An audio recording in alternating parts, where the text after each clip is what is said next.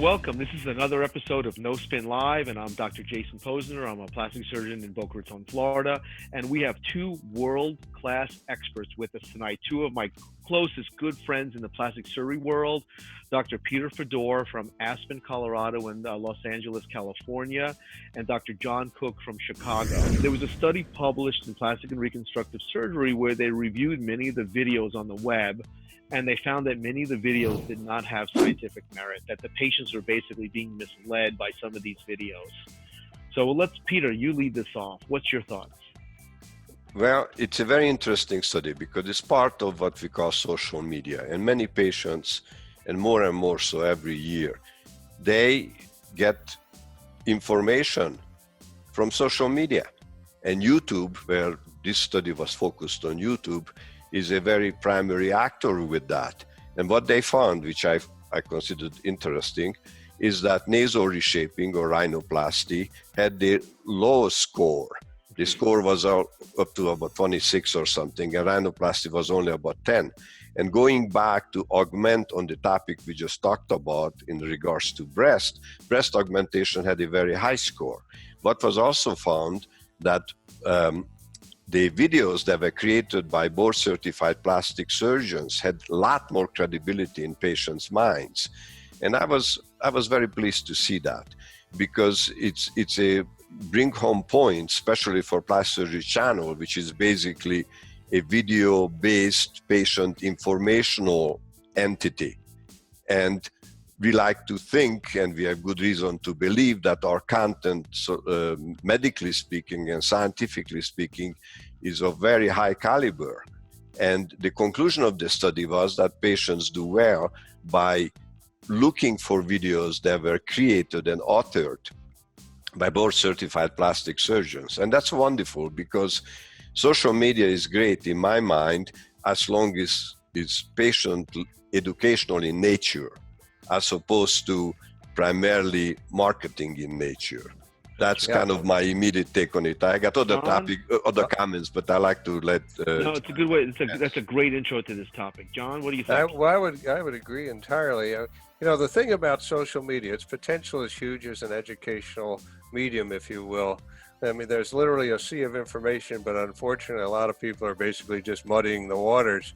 And like any information, you really just have to look at the source. And that sometimes can be very hard to figure out. Now, there was another study that was done on, another one of the social media channels, and they found that I think it was actually the majority of people holding themselves up as being plastic surgeons for breast augmentation were not board-certified plastic surgeons. So, buyer beware and do your homework, I think, would be the message that I would leave for patients that are trying to do their research that way. I mean, I always think of just because it's on the internet does not make it real nor credible.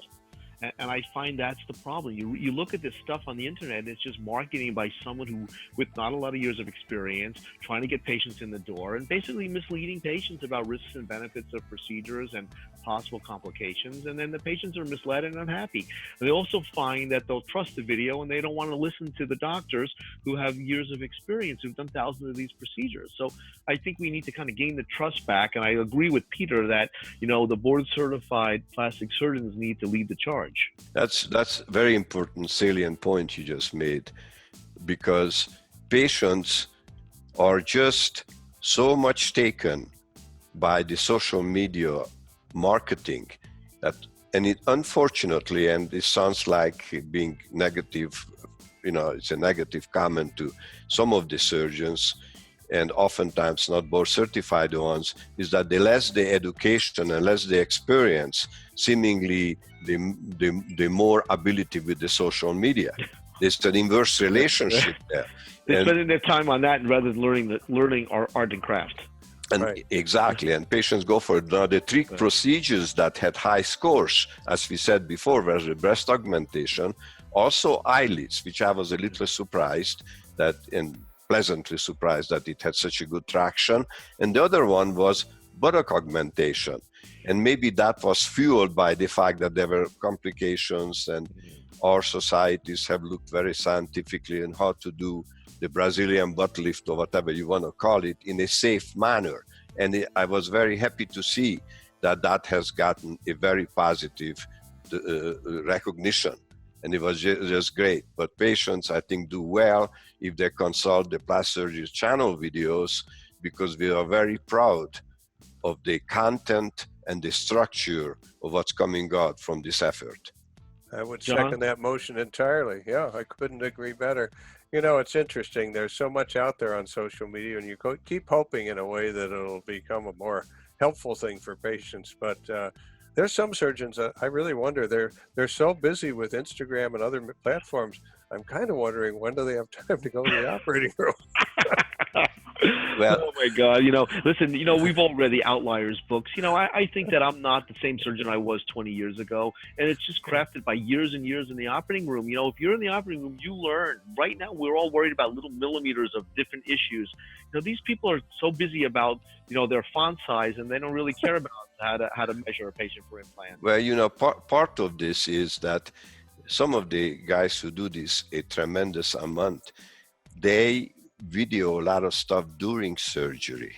Yeah. And you can't help from wondering, shouldn't they pay 100% attention to what they're doing, as opposed to having a sideway there about just getting a great video done at the same time. Well, there's confidentiality issues too, of course, yeah, right? Guys, yeah. I could not agree more.